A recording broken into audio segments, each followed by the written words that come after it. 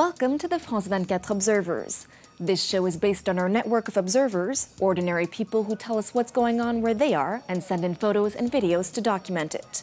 We verify it all here in Paris and bring the best to you. 10 months after the fall of Muammar Gaddafi, journalists from the France 24 Observers team traveled to Tripoli to cover Libya's first free elections, just like we did in Tunisia and in Egypt.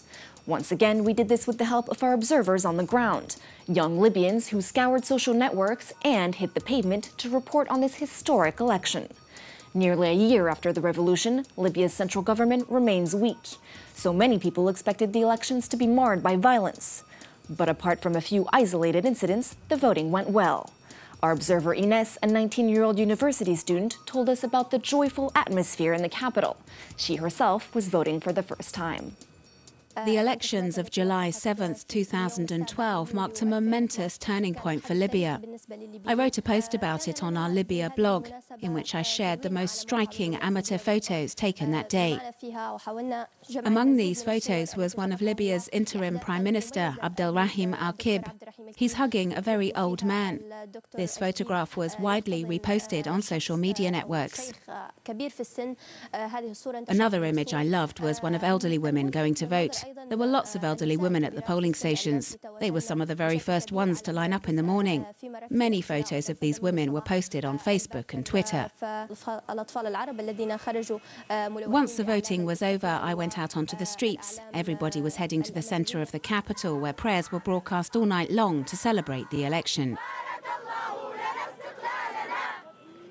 I feel very happy now. I got to accomplish one of the main goals of the revolution. I voted. Many Libyans sacrificed their lives for the right to vote, so this was truly a historic day. Out of the 3,000 candidates in this election, about 500 of them were women. Not a bad showing for such a conservative country. However, these women had a tough time convincing voters to trust them. Haida, a human rights activist and blogger, tells us more. My mother and I were driving to the grocery store. On our way there, I was shocked to see posters of female candidates that had been vandalised, in particular around their eyes and mouths. I noticed that the posters of men, on the other hand, had been left alone. Once I got back home, I logged onto social networks and asked people in other cities around Libya whether they'd noticed the same thing happening where they lived. Many told me they had. So I decided to write a post about this on our Libya blog. I found this situation very upsetting. Women also took part in the Libyan revolution, and they did so from the very start. 2 days after I published this story, I saw that someone on Facebook had posted footage from a surveillance camera showing who was behind some of these acts of vandalism.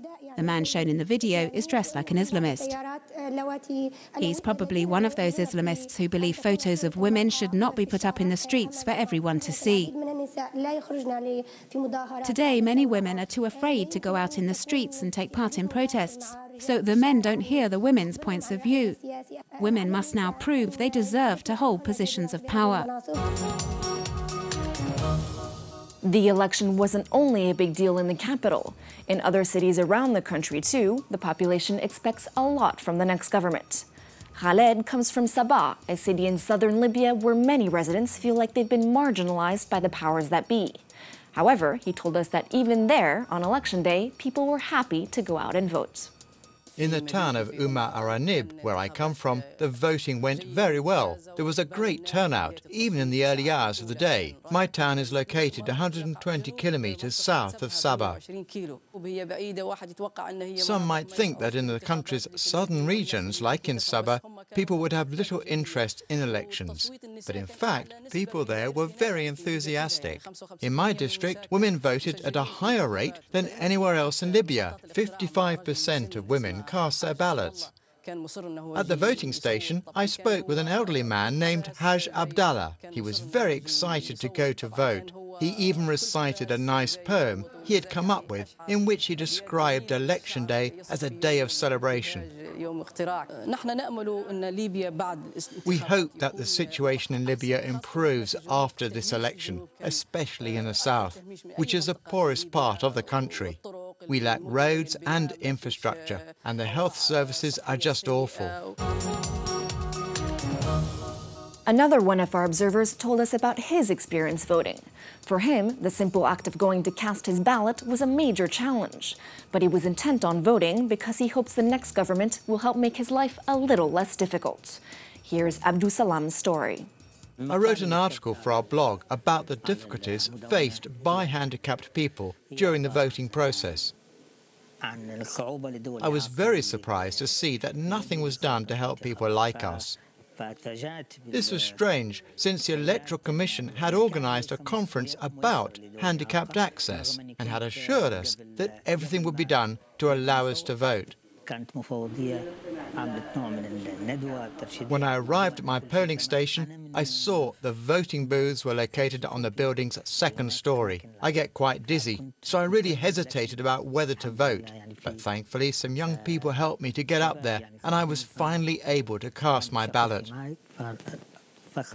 In reaction to my article, people posted messages on my Facebook page saying they were sorry for what had happened. I wrote this article to urge the government to take a serious look at the plight of handicapped people in Libya. One of the first problems that the new government will have to deal with is the country's numerous militias. These armed brigades, many of which helped bring down Gaddafi, still wield great power today. They ensure public safety, much more so than the police. However, they're accountable to no one. Our observer Amir followed one of these brigades as it patrolled the streets of Tripoli.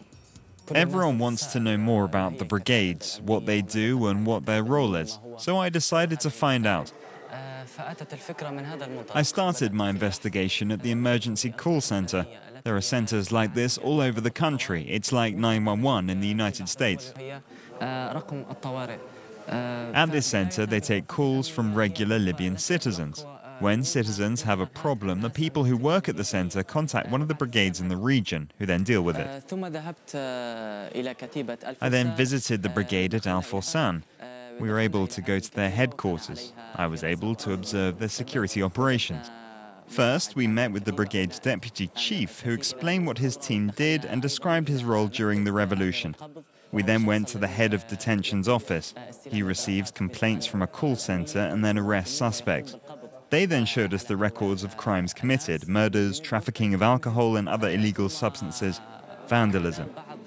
We then visited where the night shift worked, a team that operates between sunset and sunrise.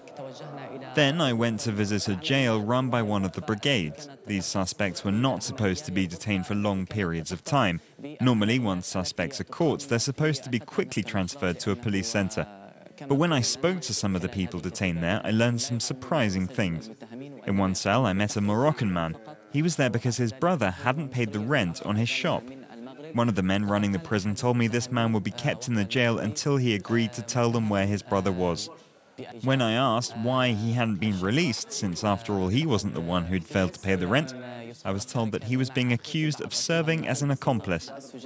The men in the jail told me they were well treated by the brigade and that they had not been subjected to any forms of torture. And that concludes our show. We'd like to thank the European Union for making this special coverage of the Libyan elections possible. As always, you can find more reports from our observers online, on our website, on our Facebook and Twitter pages, and on our iPhone app. See you next time.